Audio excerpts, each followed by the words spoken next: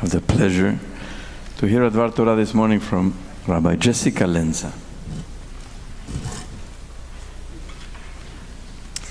Shabbat Shalom.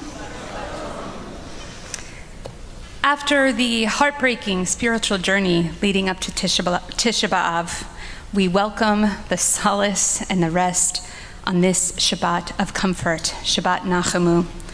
For weeks, we have endured rebuke after rebuke from our prophets, decrying our sinful behavior and warning of the fast approaching, devastating repercussions we will suffer as the result of our insubordination. But today, we are finally granted with reprieve and consolation in our grief. We read in our Haftorah that God is like a loving shepherd who gently cradles their precious lambs in their bosom, protecting and guiding them through the dangerous wilderness. This love is powerful enough to cut through the anguish we feel and to surround ourselves with the safety we need to begin to heal. And that's the thing about love. Sometimes we trivialize it or diminish the psychological and physiological need for it, but love is more than what can be summarized on a greeting card. Love is a powerful force that has a profound impact on ourselves and shapes the world around us. And there is a rabbi that I think understood this more than most. From it, he would derive his legendary, enduring teachings. Of course, I am referring to the great Rabbi Akiva. Rabbi Akiva lived about 2,000 years ago, but I've always felt like he was one of my personal teachers. It is impossible to overstate the profound effect Rabbi Akiva had on Judaism. In the rabbinic mind, Akiva surpasses even Moshe in his deep understanding of Torah. He was a devoted and beloved teacher, amassing tens of thousands of students during a time when openly practicing Judaism was a dangerous endeavor.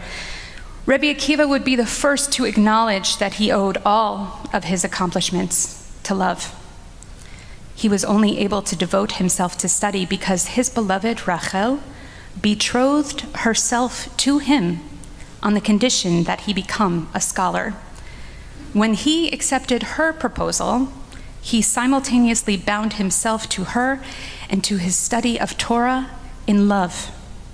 So it's no wonder that Rabbi Akiva is the one who declares the epic love poem in the Bible, Shir HaShirim, Song of Songs, the Holy of Holies among all of the sacred writings. In a Talmudic discussion where the rabbis attempt to identify the most important principle in the Torah, Rabbi Akiva, of course, chooses a verse about love. Ve'ahavta l'reacha kamocha. You should love your neighbor as yourself. According to Rabbi Akiva, the pinnacle of wisdom in our Torah, the principle most essential, is not captured in a verse about God or prayer or the mitzvot. No, it's a verse that commands us to love one another. By sincerely loving each other, we would fulfill all of our other sacred obligations. Rabbi Akiva was basically telling us what the prophets John Lennon and Paul McCartney would later make famous. All you need is love. Akiva's Torah is bold and audacious. Where others saw despair, Akiva found hope. When others were afraid, Akiva summoned strength. And when others felt abandoned, Akiva clung to love. As with any powerful thing, though, love can also be dangerous. It can consume us, distorting into an unhealthy obsession or even fanaticism. Unfortunately, Akiva's love, the quality of his which made him so great, is also perhaps the fatal flaw that led to his gruesome demise. Rabbi Akiva was born around 50 CE, and he would have been a young man when Rome conquered Jerusalem and destroyed the Second Temple. That catastrophe shaped his life and his mind and his world. But in spite of the devastating defeat, Akiva never gave up hope that Jewish sovereignty would return as soon as the people repented for their sins. Akiva was, of course, basing his hope on the teachings of the Torah, which state over and over that if we violate our covenant with God, God will use our enemies to punish us and exile us from our land. But if and when we have sufficiently repented, God will send us a Messiah, an anointed one, a political leader who will reestablish Jewish sovereignty. This promise had seemingly already been fulfilled in the past after the destruction of the first temple. The exiled Jews in Babylonia were permitted to return to Jerusalem and rebuild the Mikdash about 70 years after it was destroyed.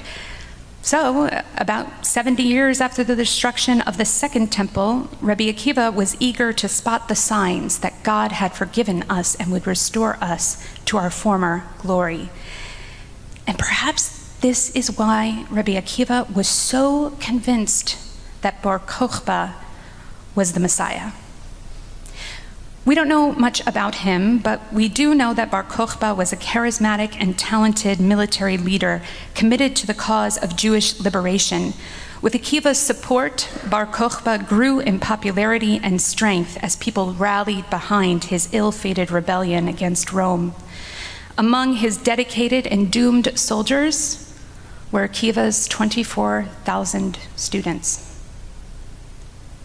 I can only imagine what it was like when Rabbi Akiva was told that Bar Kokhba had fallen in battle. The kind of devastation he must have felt, the guilt, the regret, the agonizing responsibility. Akiva had gambled and he had lost everything. It was worse, actually. Bar Kokhba's defeat led to an even more ruthless Roman rule, ruining any possibility for establishing Jewish sovereignty in Akiva's lifetime. The Romans would no longer turn a blind eye, allowing harmless Jewish practices to go unpunished. Instead, any minor violation of their anti-Jewish policies would result in the harshest, most brutal punishment. Rabbi Akiva had been a shepherd who had unknowingly led his sheep to the slaughter, catastrophically failing them in his duty to protect them. And I have to wonder what impact this had on his relationship with God, his shepherd that he had trusted to shield and guide him. So maybe Rabbi Akiva thought he had nothing else to lose. Or maybe he felt he should have died on the battlefield led by his Messiah and fighting alongside his students. Or maybe he wanted the Roman authorities to punish him, to expiate his sins the way God used Israel's enemies to compel them to repent. Perhaps that is why he provoked the Roman authorities, giving them no choice but to arrest and to execute him.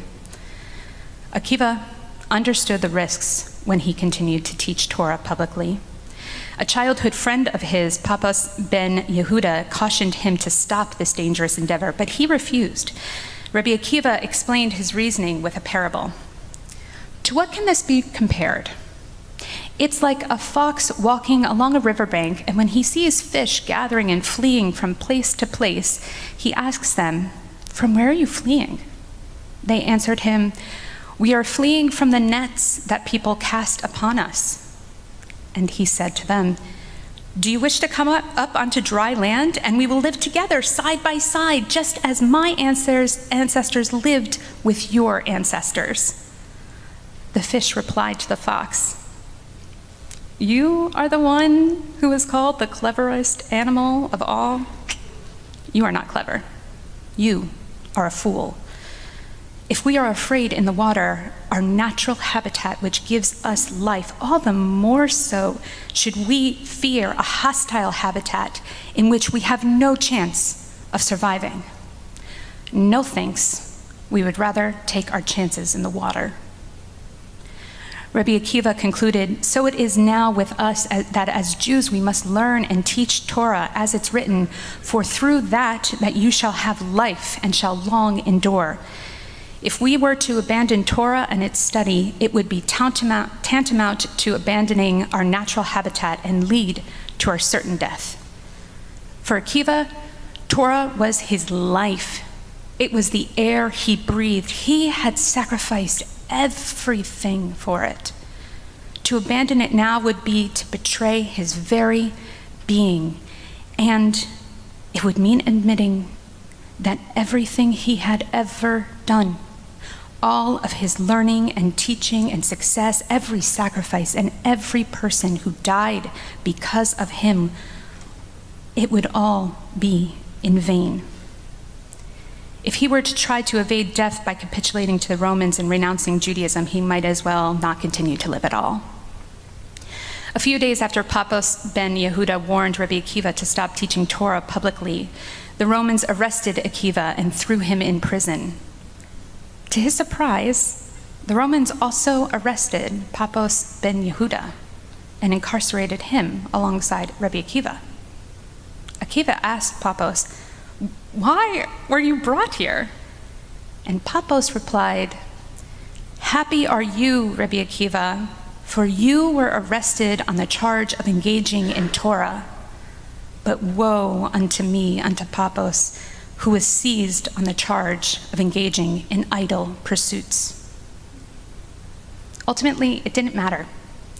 Defiantly teaching Torah or desperately trying to transform yourself from a Jew to a proper Roman citizen, either option would lead to the same result: death. Dry land would provide no refuge. The fishermen's nets were too treacherous to avoid. Better to die a fish and not an imposter cosplaying as a fox. The Romans made an example of Rabbi Akiva, subjecting him to an agonizing death. They raked his skin with iron combs, tearing his flesh from his body, and then they tied him to a stake and they burned him alive. As the Romans were torturing him and lighting the flames for his execution, Rabbi Akiva recited the familiar words that appear in today's Parsha, Vaethanan, the words of Shema. A few of his remaining students witnessing this gruesome scene asked Rabbi Akiva, "Our beloved teacher, how can you recite the Shema now as you suffer?" He said to them, "All my days I have been troubled by this verse. Ve'ahavta et Adonai Elohecha b'chol levavcha u'v'chol nafshecha u'v'chol me'odecha. You shall love Adonai your God with all your heart, with all your soul, and with all your might." With all your soul, meaning even as God takes your soul. In the past, I said to myself, when will the opportunity be afforded me to fulfill this verse? Now that it has been granted to me, shall I not fulfill it? As his soul left his body, Rabbi Akiva prolonged his recitation of the Shema, lingering on the word echad, one. A divine voice descended from heaven and said, "Happy are you, Rabbi Akiva, that your soul left your body as you uttered echad, one." I am haunted by this story for so many reasons. I'm disturbed by the violence, the cruelty, the devastating loss, but it's Rabbi Akiva's final teaching on love that I think is most unsettling. That loving God with all your soul necessarily requires a pious person to sacrifice themselves as a martyr. There can be a sort of noble fantasy and almost romantic allure in martyrdom, but I can only see it as dangerous. Think about the billions of people who've been killed because someone believed that their God desired their honorable deaths and the deaths of others more than that God wanted them all to live. When Akiva justifies his flagrant defiance of Roman law to Pappos ben Yehuda, he partially quotes a verse from Deuteronomy. He says, "For through that," and he implies that means teaching Torah, "you shall have life and shall long endure." Akiva knowingly omits the larger context of this statement. In full, we read this: "I have put before you life and death, blessing and curse. Choose life, if you and your offspring would live by loving Adonai your God, heeding God's command, and holding fast to God. For through that you shall have life and shall long endure upon the soil that Adonai swore to your ancestors, Abraham, Isaac, and Jacob. Choose life, we are told, through loving God. These questions about identity and safety have plagued me relentlessly over the past 10 months. I found myself debating whether or not to tell the cab driver to drop me a block away from the synagogue and then walk the rest. Or to say, I'm a teacher, when that stranger I'm chatting with in line for coffee asks me, what do I do for work? I've been wondering if I would have raised my hand on the subway car when an angry mob of protesters demanded Zionists identify themselves, threatening that this was their last chance to escape. Does that make me a coward? Does that make me a bad Jew, a bad rabbi? Am I a fish who will inevitably be caught by a net? Or am I a fish who chooses to suffocate on dry land trying to escape the fishermen? Or maybe, just maybe, is it possible that I'm a fish who recognizes those aren't my only options? That choosing one brutal death over another is actually no choice at all? And besides, who is more of an expert of surviving in the water? The fisherman, the fox, or the fish? Why would I allow these land creatures to determine my fate when I am swimming in an ocean of possibilities? Forget the men, forget the fox. Let's find ourselves a fish who can help us navigate these dangerous waters. I would like to introduce you to someone. It is unlikely that you've heard of her, but in these matters, I assure you, she is an expert. Branca Diaz was born in Portugal in 1515, and when she was only 21 years old, Portugal followed Spain's example and established their own office at the Inquisition. The Inquisitor would continue on in some form or another until 1821, just 4 years before the founding of our synagogue. No one was safe from the Inquisitor. Branca, along with practically every Jewish person in her town, converted to Christianity to protect themselves. In public, Branca masqueraded as a Christian, but in secret, she was steadfast in her Jewish practice, becoming a hidden or crypto-Jew. Her husband, Diogo Fernandes, fled to Brazil to escape the Inquisitor. He left his wife and 7 children. He sought a secure and safe place for them in the colony that Portugal had just established a few decades before. But within 2 years of his departure, Branca was arrested by the Inquisitor. Out of sheer desperation, her sister and her mother had given her name to the Holy Office in hopes of receiving leniency for themselves. She spent 2 years in prison while her 7 children were left to provide for themselves. But Branca Diaz negotiated her release. She agreed to 2 conditions: that she renounce Judaism and she remain in Portugal. Pretty immediately, though, she defied both. We don't know for sure, but most likely Branca fled Portugal with her 7 children, stowing away on a ship and bribing the captain with jewelry for safe passage. When she landed in Brazil in 1551, Branca Diaz became the first Jewish woman to have ever stepped foot in the Americas. And you've never heard her name. Literally everything that she did for the rest of her life is an historic achievement. Dayenu, it would have been enough for Branca to have accomplished just this. But she wasn't one to rest on her laurels. Shortly after she arrived, Branca and Diogo established themselves as stewards of the crypto-Jewish community in the area surrounding their town of Olinda. They created and maintained 2 clandestine synagogues, and they invited everyone to celebrate the Jewish holidays in their own home.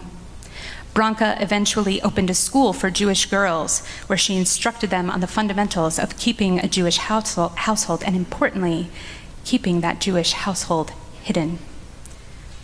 This woman was brilliant. I want to give you a few examples of the clever ways she maintained Jewish life without risking her own death. On her house, which I visited on my trip to Brazil earlier this year, above her front door is a unique decoration. Is it a scroll? Is it tablets? Are those tassels seats? You know, it isn't Jewish, but it feels Jewish. In her backyard was a pool, just a pool, which coincidentally had all of the same characteristics of a mikveh. And, you know, every year in the fall, her students dressed in long white dresses, their skirts hiding palm fronds that they had tied to their ankles. And then they would sing as they danced in a circle, shaking their feet in every direction. Surely, it was just by chance that this quirky little tradition always happened during Sukkot. Of the 11 children that she would mother, 2 of them had disabilities. Her daughter, Brites, had a mental disability and an exaggerated curve in her spine, limiting her mobility. Branka nurtured her and loved her and patiently instructed her alongside her other students.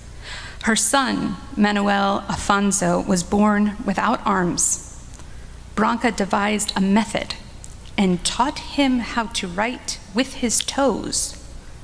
Now, don't forget, this is the 16th century when only about 15 to 20% of adults could read and write. 100% of Branka's children could. The inquisitor arrived in Brazil in 1593, and Branka's infamous reputation as the barely hidden crypto Jew, of course, reached his office. He was furious with her brazen defiance, not only to have escaped punishment in Portugal, but also to have flagrantly flouted the inquisitor's anti-Jewish laws here in Brazil. And he finally captured her and brought her back to Portugal to be burned for her crimes. But Branka didn't mind. At that point, she had already been dead for a couple of decades. Shortly after, the Dutch would conquer a piece of land in Brazil right next to Branka's town of Olinda.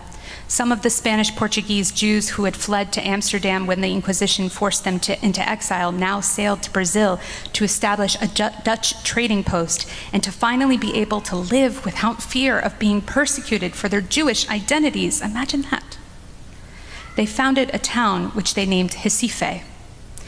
In 1636, like Branca Diaz had done secretly almost a century before, they opened Kahal Tzur Yisrael, a synagogue with a school and a mikveh. That was when Kahal Tzur Yisrael became the official first synagogue in the Americas, though we know that Branca Diaz did it much earlier. Recife and the Jewish community there would flourish for a brief period of time under the liberal laws of the Dutch before the Portuguese ultimately drove them out and reinstated their ruthless inquisitor in 1654.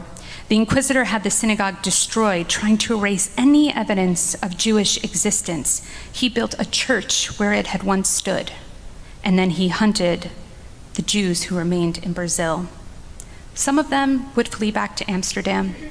Others would escape to the wilderness in the interior of the country or to the nearby Caribbean islands.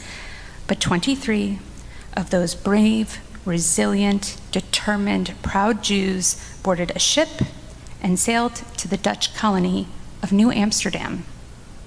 In 1655, they established the very first synagogue in what would become New York City and called it Shareth Israel. And in 1825, a small group of congregants decided to leave Shareth Israel to create our community, B'nai Jeshurun, the second synagogue in New York City and the first Ashkenazi synagogue here. It is their legacy that we will celebrate this year during our bicentennial. In 2002, the synagogue in Recife was rebuilt on its original site, And earlier this year, I had the incredible honor to officiate at a bar mitzvah in that historic and sacred place. 369 years after the Inquisitor tried to eradicate Jewish life in Brazil, we celebrated Jewish joy. So tell me, isn't this story unbelievable? Right? I mean, I'm in awe of our ancestors, their perseverance, their determination, their will to live, to survive. And of course, Branca Diaz, come on, can you get better? She was brave, strategic, and incredibly smart. She figured out how to thread the needle, successfully evading those who hunted her without abandoning the essence of her Jewish identity. And more than that, she taught the children. Rabbi Akiva might have perceived himself as fulfilling the mitzvah of loving God with all of his soul through his martyrdom.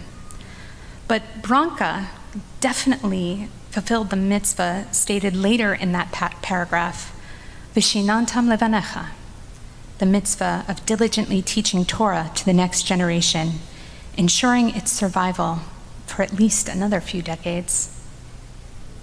A divine voice never appeared to grant Branca eternal life, but thousands upon thousands of Brazilian Jews can trace their lineage to her, either biologically or as a descendant of one of her students. Branca Diaz wasn't a shepherd, she wasn't a rabbi, she was a mother and a teacher. Almost no one remembers who she was, but nevertheless, her Torah endures, and I think she has a lesson for us. We don't have to resign ourselves to being captured in the fisherman's nets or suffocating on dry land. We will not choose either death.